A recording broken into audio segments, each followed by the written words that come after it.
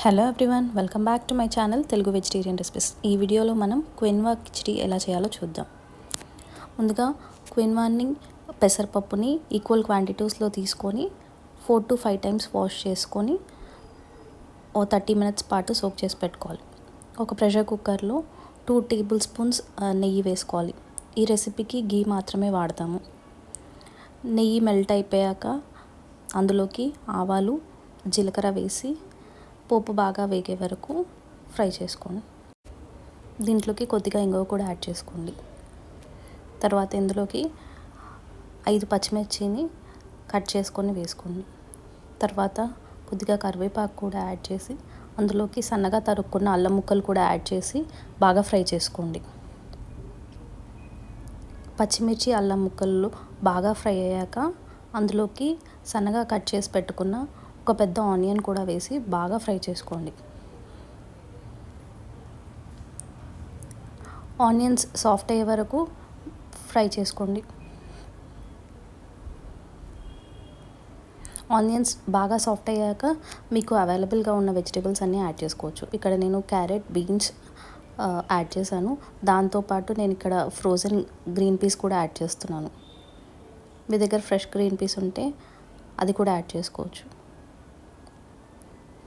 ఇవన్నీ 2 మినిట్స్ పాటు బాగా ఫ్రై చేసుకోవాలి.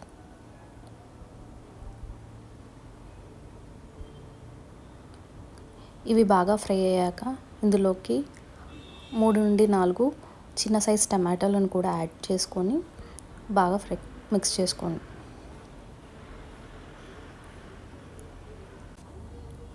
వెజిటేబుల్స్ అన్నీ ఒక నిమిషం పాటు బాగా ఫ్రై అయ్యాక ఇందులోకి 1 స్పూన్ పసుపు వేసి మిక్స్ చేసుకోండి. అది మిక్స్ అయ్యాక అందులోకి మీ రుచికి సరిపడా 1 టేబుల్ స్పూన్ కారం వేసుకోండి. దాంట్లోకి 1 టేబుల్ స్పూన్ వేయించిన ధనియాల పొడి, మీ రుచికి సరిపడా ఉప్పు కూడా వేసి బాగా మిక్స్ చేసుకోండి. యాడ్ చేసిన ఇంగ్రీడియంట్స్ అన్నీ బాగా మిక్స్ అయ్యేలాగా 2 మినిట్స్ పాటు సిమ్లో పెట్టి ఫ్రై చేసుకోండి.